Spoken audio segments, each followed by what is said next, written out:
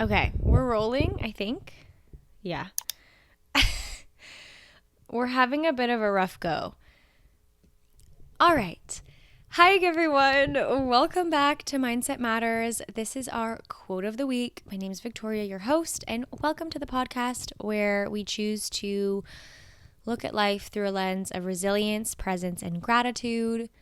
We grow with intention and live with purpose. So I'm happy that you're here. To be honest, I had a little meltdown prior to this because I just tried to film this episode and it didn't work. It didn't work because my brain was jumbled and I got a little frustrated. So we reset. One thing that's kind of sad is I wanted to do a little ASMR for you. And I did that by opening a can of Zevia, my favorite carbonated beverage, and I poured it into a wine glass, and it was fizzy, and I love that sound of a can opening. Oh, I have a burp. Anyways, so just imagine a relaxing can opener sound. And we're going to get into the quote of the week. So, if you're new here, welcome and buckle up because today's going to be weird. No, not weird, but I'm going to try my best to not be jumbled. I'll be honest, you guys, I'm a little tired today. But it doesn't mean I need to bring bad vibes. And it's funny because the quote's kind of about, other people and the vibe. So I hope even if my vibration is not as high as usual, I hope that we can still have a good time together. And I definitely don't want to ever bring down your vibe. So, every week I do a random number generator from 1 to 365. And it gives me a number, and based on the number, I choose a quote in a 365 daily quotes document that I have. So this week we got number 58, and it is the following. The music of success is the sweetest. No, I messed it up. Okay, let's start again. We got number 58. The music of success is sweetest when you play in a band of winners. Surround yourself with excellence. I love this. Okay, so first of all, surround yourself with excellence. Surround yourself with winners. That is kind of a key theme that's popping out to me right away. I need to adjust. My back hurts. Let me move you. All right, I have minimal lighting in this apartment, so I'm kind of at an awkward angle. If you're watching, if you're listening, sorry about the interruption. I need a massage. Okay. So, first of all, it's talking about surrounding yourself with excellence, with winners. But the other part is really the music of success is sweetest when you play in a band of winners. So, it's talking about success. And how celebrating your success is more satisfying when you are able to surround yourself with people who get it, who will also celebrate your success. I think the people we surround ourselves with are so important, and it values, it should be highly valued on your priority list who you surround yourself with.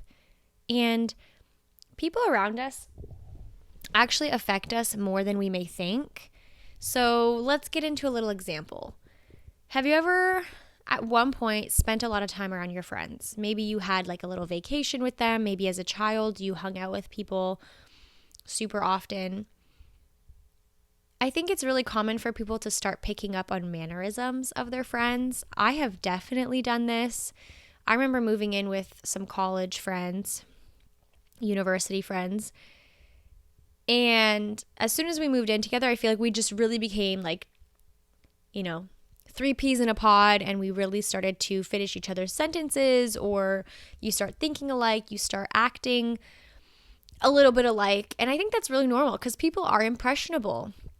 And another example could be when you start dating someone, you pick up on mannerisms of your significant other. Maybe you start dressing a little bit alike, or you start saying certain phrases that they usually use. So I think all of these are examples of just how impressionable we can be as people. And so you want to be intentional with who you surround yourself with. And so this phrase really says, surround yourself with excellence. So surround yourself with a winner. So I kind of want to define what a winner is. And I think that this can differ depending on who you are. None of us are the same. We all have different aspirations, different goals. So the qualities that I think are true for a winner might not be the same for you. And if we inverse it and think about wanting to avoid hanging out with losers, quote unquote, that's going to look different for you as well. So it's up to you to kind of define what a winner is to you. But I think some key things that are important are, the winners in your life should make you feel good. You should hang around people who make you feel good, who make you feel like you can be the best version of yourself, who make you want to improve, people who you feel comfortable with. I think in terms of success and wanting to be around people we admire, right? Maybe that's going to be someone who is above you in some way. And I think that's okay, but also you want to make sure that you can look up to them. Maybe it's someone you feel comfortable around. If you don't yet know this person super well, but it's a more casual setting, and I'm going to get into like different settings, I think, that we need to look out for the winners and the quote unquote losers. But overall, you want to be around people who uplift you, people who are doing just as well as you or better. And again, it depends on what you define as successful, right? If you are looking for more spirituality in your life, then you want to surround yourself with spiritual people.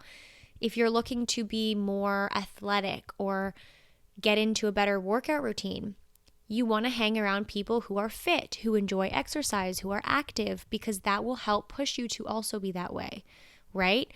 So in that sense, it depends what your goals are. And I think that's why you need to define the type of people you want to be around in those settings, right? If you hang around people who are couch potatoes and who really always want to just stay in and watch a movie and eat junk food, and that's their only hobby, there's nothing wrong with that.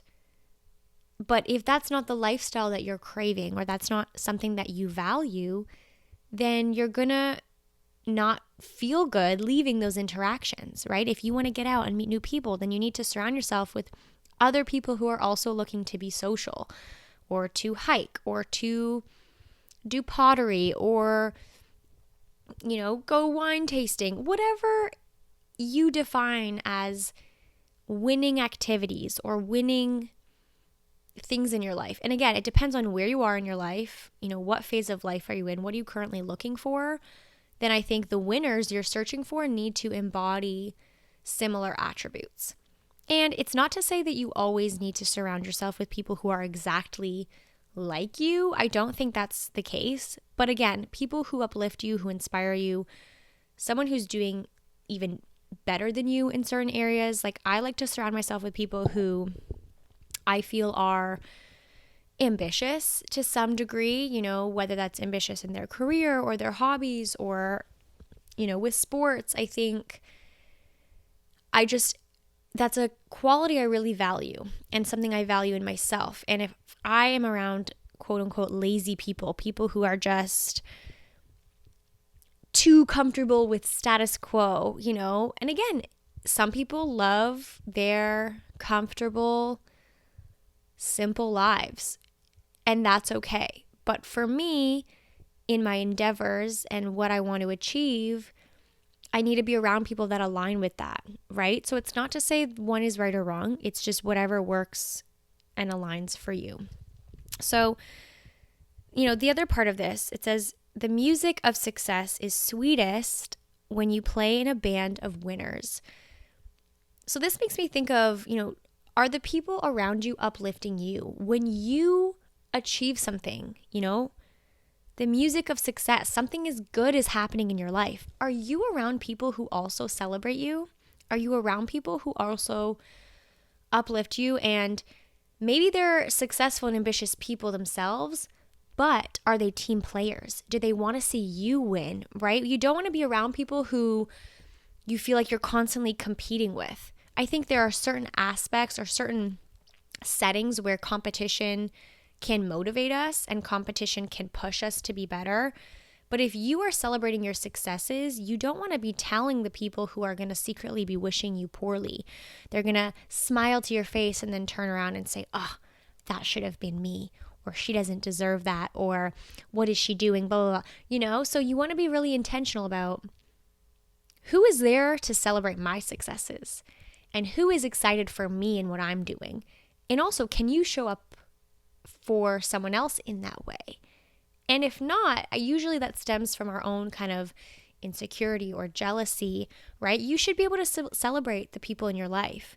My mom, shout out to Mom, I know she's listening.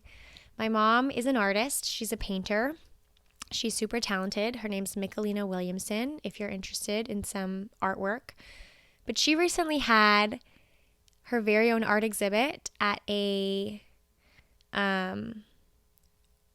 gallery, missing the language, at a gallery in Niagara-on-the-Lake. We had a big celebration, kind of opening night with all friends and family, and it was so great to celebrate my mom. And I keep seeing her posts on Facebook. I've been on Facebook a lot lately because I'm looking for new apartments. Anyways, I just had to put that disclaimer. It's so funny because this is totally side note, but I never thought I'd be using Facebook as much as I've been on it. But as I'm in my apartment hunting, I see posts pop up, and my mom keeps posting that her paintings keep selling. And every time I'm like, go mom, go mom, go mom, sell those paintings. Like, I am uplifting her. Her success does not mean that there's less success for me. Obviously, I'm not a painter, but you know what I mean? You should be able to celebrate the people in your life. So shout out to my mom. She's doing amazing. I hope all your paintings sell because they're beautiful and you're very talented. And I'm featuring my own artwork in the back here.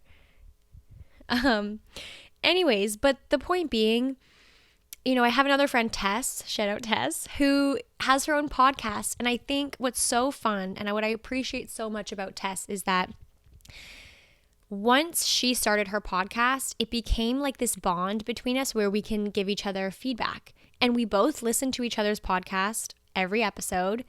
And I appreciate having a close friend who I know is listening to the podcast and who I listen to hers, and we can give each other feedback, advice, we can be featured on each other's podcasts. And it's all about creating, like, I want success for you and I want success for me, and we're both cheering each other on. Like, that is a beautiful relationship, right? It's not like an episode of mine gets a lot of views and she's secretly like, ugh, that should be my podcast. You know what I mean? Like, I think you want to be able to celebrate the people in your life, and you also want to be celebrated. You deserve to be celebrated for all your small wins. And if you go to someone and you say, hey, this just happened, and they're not met with the excitement that you expect or hope for, that might not be one of your winners. You want to be in a band of winners. You want to be able to play your music or express your successes and celebrate your wins, and also feel like you are surrounded with excellence, surrounded with positivity, and people who are going to match the excitement that you feel for yourself. So I guess the last piece, I don't want this to be too long, but the last thing I'm going to say, so we kind of defined winners, and again, defining what a winner looks like for you. I think someone with a growth mindset and someone who's generally positive, overall, you want to avoid the bad vibes, the negativity, the people who are always complaining. I think those people really stick out, and it's easy to quickly learn who kind of just drags the mood down. And I think the people who are often complaining the most usually aren't very aware that they're doing this, especially if it's in like an open kind of work or casual setting. Like if you're complaining about your life to a bunch of kind of acquaintances or strangers, like, it's just not a good look. Anyways, so we all hope that the negative Nancys of the world become more awakened to the wonders that positive thinking can do for you. And if you're someone who struggles with negativity, you're in the right place. I'm here to guide you and help you turn that mindset into a positive one where you see life as beautiful, you sink in gratitude, and you're able to surround yourself and attract that energy. Because again, this is another point. The energy you put out is going to come back to you. So if you are surrounded by not winners, right? You have a bunch of losers around you. Maybe look in the mirror. Are you attracting that type of person? Right? It comes back to, it's a conscious decision who you surround yourself with. And you might think, well, I only have the same friends I've always had. And if those friends aren't serving you, or they're negative Nancy's and you're a negative Nancy, the cycle has to be broken. So if you try to break that cycle and they're not with you and they're like, what are you doing? And they're dragging you back down, you might need to cut them loose or hang out with them less. Put yourself out there in new ways. Meet new people. I think there's so many excuses for this where we could say, well, that's just who lives near me or that's just my situation. But you can always meet new people. You can always put yourself out there in a new way. And what you put out into the world is what gets reflected back to you. So don't forget that. Last thing I want to say is thinking about winners in different settings. So when you go to work, right? Because here's the thing. We can't always decide who we hang around with. I just said that you can, but there's certain settings where you can't always choose, or you have to get along with people who you might not get along with in regular life. So let's say you are self-aware and you're very intentional about who you hang around with, but at work, a coworker who you work very closely with is just bad news. They're bad vibes. They're always complaining. Maybe they're kind of a slacker and you just don't get along and they drain your energy. So 1, become aware of who these people are because that's the first step. If you're aware of it, you can make changes. 2, figure out, is this someone I can kind of avoid or is it someone you work closely with? Okay, if it's someone you work closely with, sometimes we just need to be mindful of who we give out our energy to. So if it's a negative Nancy and you just know that they're going to complain, then try to ignore it. If there's no other solutions in sight, try to ignore it. Don't let them drain your energy. Some things I like to do within my workday, because as a teacher, I'm a lot of the time like overstimulated, and sometimes like I'll have a new class, they'll come in and suddenly there's 5 kids in my face asking me for something. Something I always do, I say, please sit down. I'm going to get started. We're going to talk about what we need to do. And if you have something you need to talk to me about, you can raise your hand and we can chat. But I make it a rule that they're not allowed to just come up in my face with information like unsolicited, because I'm always like, whoa, why are 5 of you in my face right now? Like, it's too much. It's overstimulating. And I think anyone who's like a teacher or has ever worked in a camp counselor setting, like anything where you're around a lot of kids, it takes a lot of energy. So I set boundaries, right? This is boundaries. Setting boundaries for yourself. Maybe that is, I don't engage with this coworker until 1 hour into my workday, or I avoid,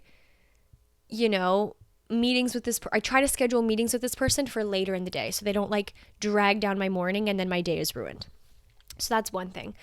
Another thing is, okay, if you have to interact with someone who you don't love their energy, right? Or they drag down the vibe, what are little cup fillers that you can do to kind of fill back your cup? So if this person drains your cup, energy is low. Well, what can you do that that kind of adds to your own cup? So maybe it's taking 5 minutes to do some deep breaths, put on like some meditation kind of music, and just close your eyes and recenter yourself. Because a lot of time when we're around bad energy, all it takes is the awareness to kind of flip back into a space of like mindfulness and realizing that you're out of the present moment and you're like allowing that person too much of your energy. Once you can become aware of it and come back to yourself and come back to being present, usually it solves the problem. And this is something I practice every day at school. As if there's a situation where I get frustrated with a student, or there's like an altercation I'm trying to break up, or there's any kind of, highly stimulating and potentially negative interaction, I actively like take a breath and I remind myself it doesn't have to be that deep. Don't let it ruin your day. Like I'll literally say that. Don't let it ruin your day. Let it go and move on. So even if I get upset, even today I was kind of giving a few students a little bit of trouble because they were coming in late. They weren't doing what they're supposed to be doing. They were sneakily on their Chromebooks looking at something I asked them to put away. So I was strict and I kind of handed it to them a little bit. And I said, listen, I actually just reminded you not to do that. So even though in that moment, my energy was a little bit higher and I had to kind of decide how I wanted to act, right after, I let it go. I didn't let it ruin my day. I didn't let it make me be this mean, rude teacher the whole day. But in those moments, I had to do what I had to do, right? So that is some tips of like how to recenter yourself if you are around people who you can't avoid, Anyways, I'm going to end this here. I hope this was helpful. I hope you surround yourself with winners. I hope you are a winner yourself, winner attitude. And I hope you subscribe to this channel. I'd love to see you back here. Check out my website. All links below. You can join the Mindset Mastery email list where I will send out some reminders to help you get your week started right. And I guess that's all for me. Have a beautiful, beautiful week and weekend. And I will chat with you very soon. Mwah. I don't know why I just blew a kiss. Anyways, bye.